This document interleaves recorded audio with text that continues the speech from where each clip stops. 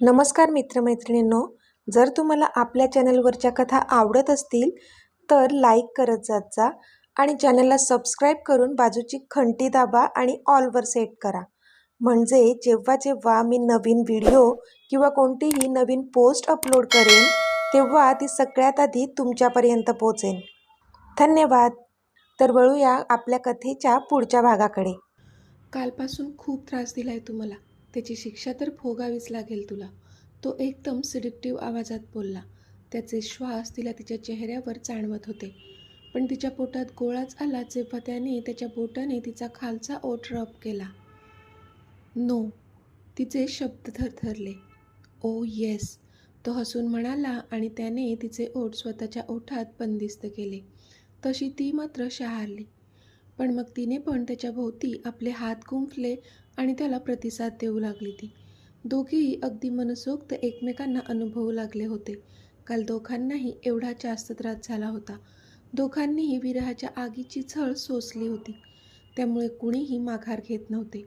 अगदी बुडून गेले होते ते त्या चुंबनामध्ये. खूप बेभान झाला होता तो किस त्या दोघांचा. अगदी उत्कट, अगदी हृदयाच्या खोल खोल आणि खूपच खोल. आता पुढे. दोघेही एकमेकांमध्ये इतके गुंतून गेले होते की दोघांना कशाचं भान नव्हतं. फक्त प्रेम प्रेम आणि प्रेम करावंसं वाटत होतं एकमेकांवर. बराच वेळ चालला होता त्यांचा तो डीप किस. रॉनी. शेवटी तिला श्वास अपुरा पडू लागला म्हणून तिने त्याला सोडलं आणि बाजूला होऊन मोठा श्वास घेतला तिने. पण त्याने मात्र त्या मिलीसेकंदात तिला पुन्हा स्वतःजवळ ओढलं आणि तिच्या उघड्या मानेवर किस केला. तसे तिने डोळे मिटले. रॉनी. ती त्याचं टी शर्ट हाताने घट्ट चुरघळून बोलली. पण त्याने मात्र अजून खाली येत तिच्या गळ्यावर ओठ टेकवले. तशी ती सुन्न झाली. तिची धडधड कमालीची वाढली होती त्याच्या स्पर्शाने.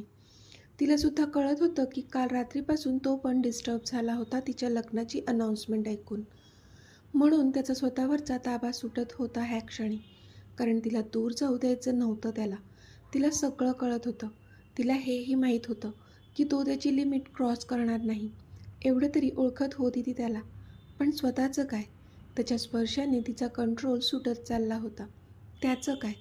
म्हणून अजून वाहवत जाण्याआधीच तिने त्याचा चेहरा आपल्या दोन्ही हाताने पकडला आणि त्याला थांबवलं.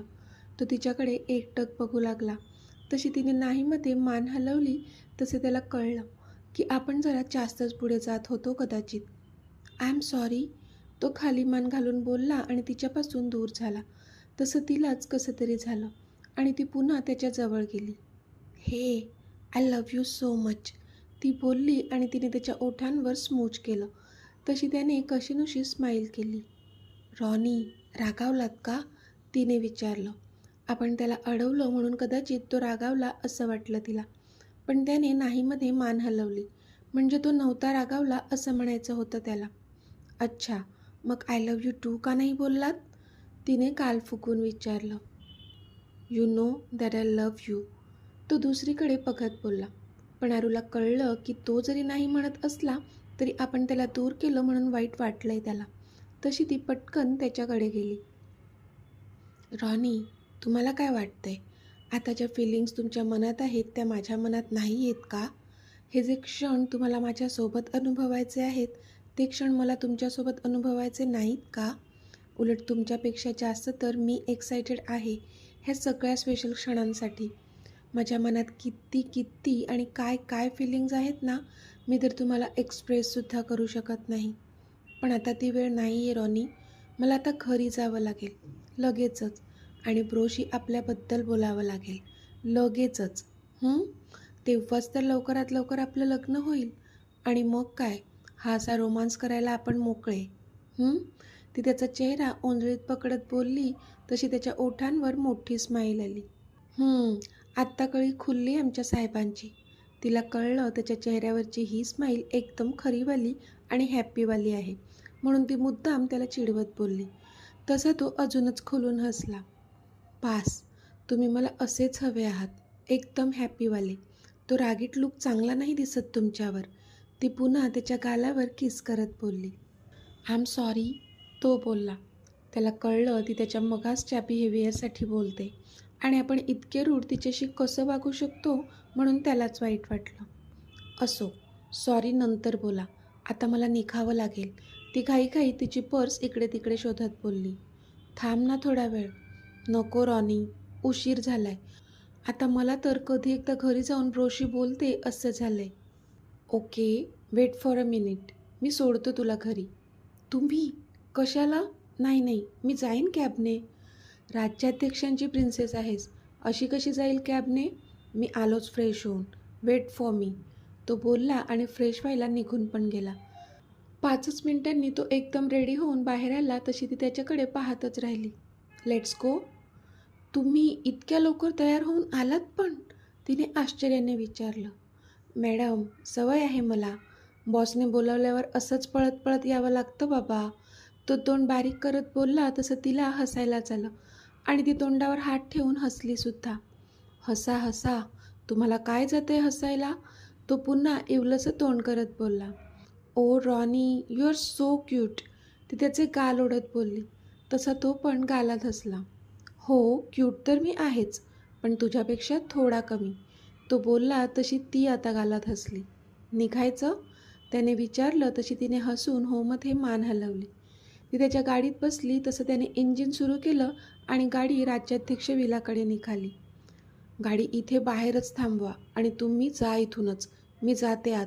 उगाच आधीच कोणी तुमच्यासोबत इतक्या सकाळी सकाळी मला पाहिलं ना तर पुन्हा काहीतरी वेगळं घडेल.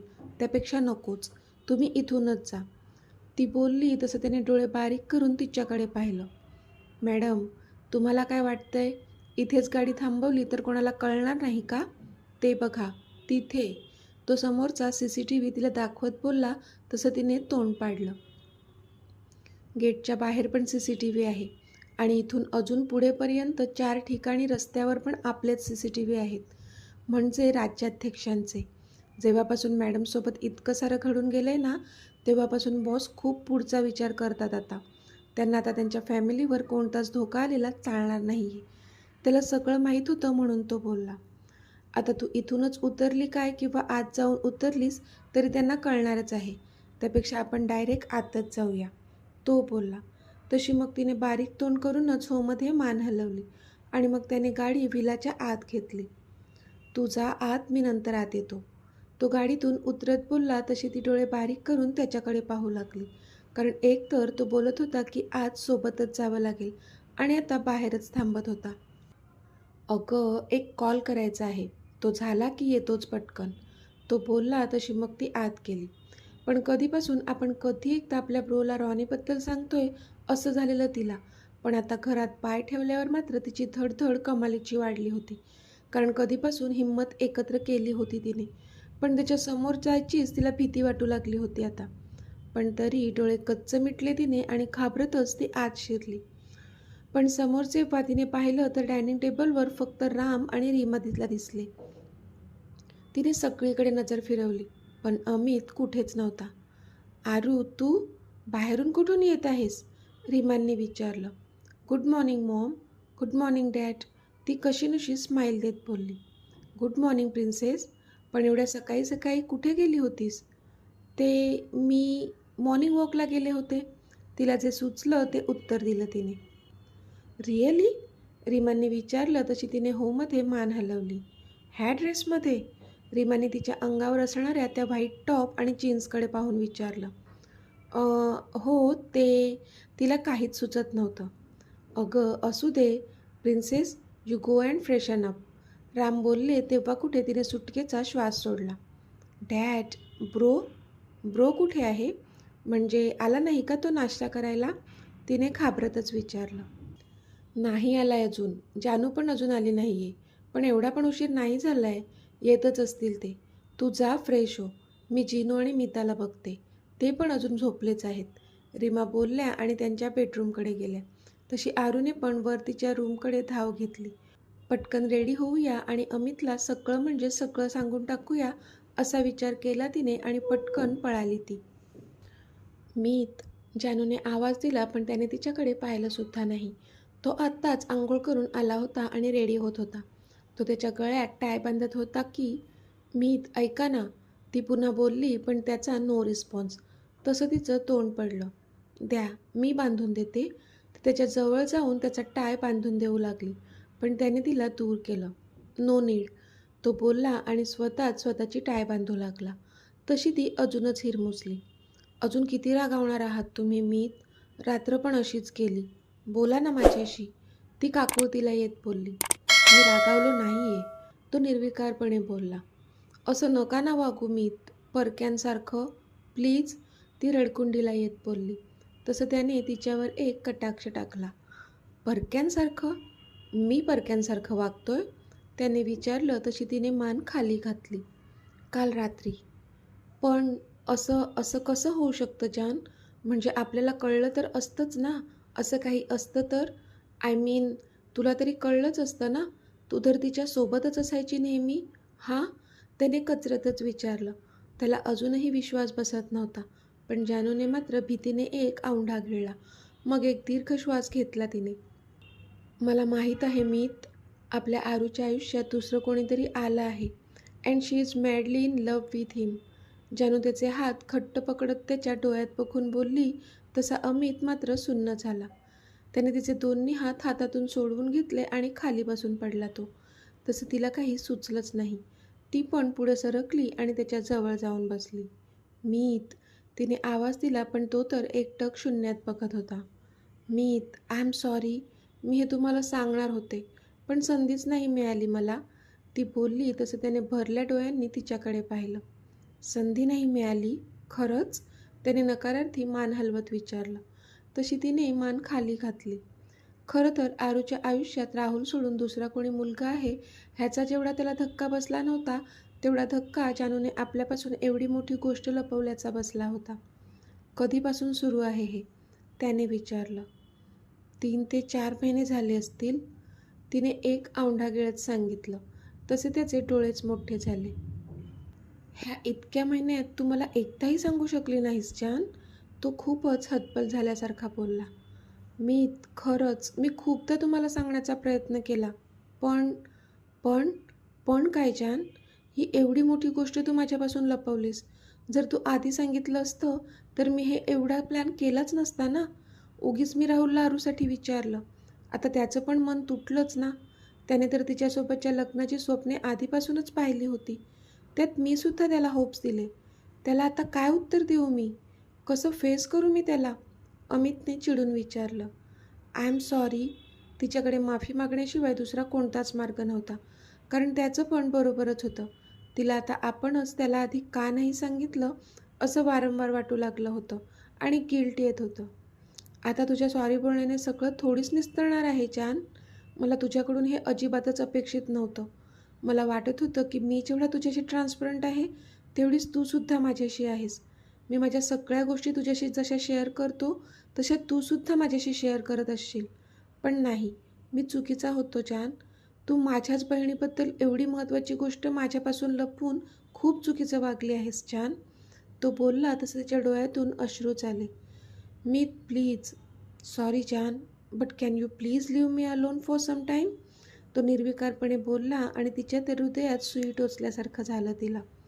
कारण जिच्याशिवाय एक क्षण तो राहू शकत नव्हता आणि आता तोच म्हणत होता की मला एकटं सोड. बिचारीच्या तोंडून तर शब्द पण फुटले नाहीत. मीत, तुम्हाला जाणून नाही घ्यायचं आहे का की आरू ज्याच्या प्रेमात एवढी अखंड बुडाली आहे, तो मुलगा कोण आहे?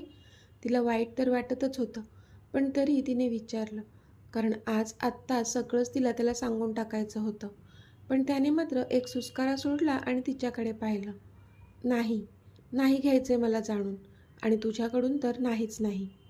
आता हे मी माझ्या बहिणीलाच विचारेल की तिच्या मनातला तो मुलगा कोण आहे. बघूया जरा ती तरी मला आपलं समजून सांगते का? तो नाराज सुरात बोलला. तसं तिला खूप वाईट वाटू लागलं, कारण त्याच्या बोलण्याचा इनडायरेक्ट अर्थ हाच होता की ती त्याला आपलं मानत नाही. मीत, ती भरल्या डोळ्यांनी बोलली, पण त्याने तिला हात दाखवूनच शांत केलं आणि बेडवर गेला तो. तो तिच्या दिशेने पाठ करून झोपला. तसं तिला अजूनच वाईट वाटलं, पण तिला हे देखील माहीत होतं की तिला दुःखी करून तो सुद्धा सुखाने झोपणार नव्हता. प्रेमच तेवढं होतं त्यांचं एकमेकांवर. पण आता आपण त्याला थोडा वेळ द्यायला हवा. उद्या उठून बोलू त्याच्याशी, असा विचार केला तिने, आणि मग ती पण झोपण्याचा प्रयत्न करू लागली. आता वर्तमान, सकाळ. परक्यांसारखं? मी परक्यांसारखं वागतोय? त्याने विचारलं तशी तिने मान खाली घातली. परक्यांसारखं तर तू वागलीस जान, मला काहीही न सांगून, तो बोलला. मी तुम्हाला कसं सांगू मीत? मी खूपदा तुम्हाला सांगण्याचा प्रयत्न केला होता, पण काही ना काही होत होतं आणि राहून जात होतं. ती आपली बाजू मांडत होती. इट्स ओके, तो पुन्हा निर्विकारपणे बोलला. तशी ती पुन्हा हिरमुसली, कारण तिला अजिबातच वाटलं नव्हतं की आपण त्याला ही गोष्ट न सांगितल्यामुळे तो एवढा हर्ट होईल. त्याला असं नव्हती पाहू शकत ती. आता तर तिला स्वतःलाच खूप दोषी असल्यासारखं वाटू लागलं होतं. तुम्हाला त्या मुलाचं नाव अजूनही जाणून नाही घ्यायचं आहे का मीत? तिने विचारलं. तेच जाणून घ्यायला चाललोय, आणि तू पण येतेस खाली, तो बोलला आणि त्याचं ब्लेझर एका हातात घेऊन तो तिथून निघाला. तसं तिने भीतीने एक औंढा गिळला. अरे यार, हे इतके चिडले आहेत ना, आज आरूचं काही खरं नाही. आणि जेव्हा त्यांना कळेल की तो मुलगा रॉनी सर आहेत, तेव्हा तेव्हा काय रिॲक्शन असेल त्यांची? देवा, आरूला सांगायला हवं हे.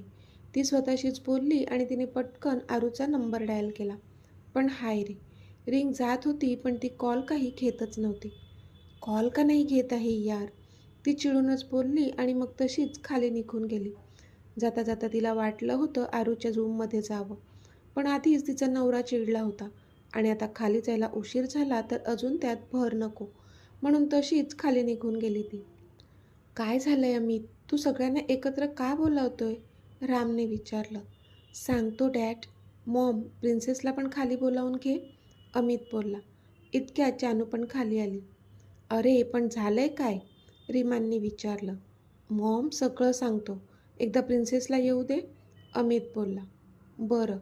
जानू, जा आरूला खाली बोलावून आण, रीमा बोलल्या. तसं जानूने घाबरतच अमितकडे पाहिलं.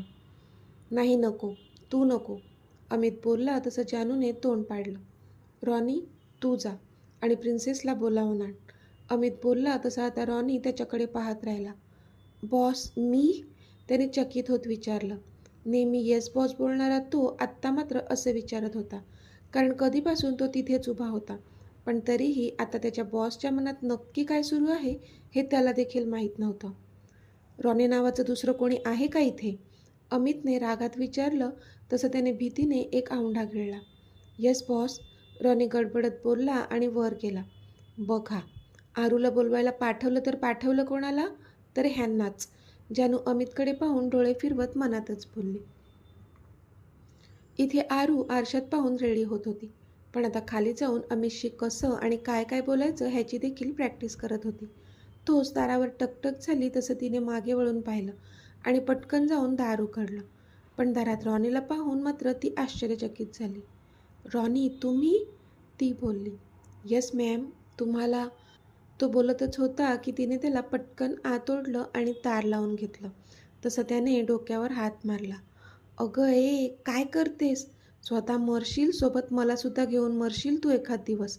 चल आता खाली पटकन, तो त्रासिक चेहरा करत बोलला. का? आत्ता काय झालं? तिने विचारलं. बॉसने तुला खाली बोलावलंय, लगेच. कशासाठी? मला पण नाही माहीत, पण खाली घरचे सगळे एकत्र जमलेत आणि तुला पण बोलावलंय. बहुतेक बॉसना काहीतरी बोलायचं आहे. चल पटकन. हो, ती गडबडून बोलली आणि त्याच्यासोबत खाली गेली. पण तिला अजूनही कळत नव्हतं की अमितला असं काय बोलायचं असेल, म्हणून थोडी भीतीच वाटली तिला. पण तरी, आज ब्रो काहीही बोलला तरी मी मात्र त्याला ठामपणे माझ्या आणि रॉनीच्या नात्याबद्दल सांगणारच, मग काहीही होऊ दे, असा काहीसा पक्का निर्धार मनात करून ती भरभर पायऱ्या उतरून खाली गेली. तर मित्रमैत्रिणींनो, आजचा भाग तुम्हाला कसा वाटला ते मला कमेंटमध्ये सांगा. आणि जर आवडला असेल तर व्हिडिओला लाईक करा, शेअर करा आणि चॅनलला सबस्क्राईब करून बाजूची घंटी नक्की दाबा. चला तर भेटूया आपल्या पुढच्या भागात. तोपर्यंत धन्यवाद.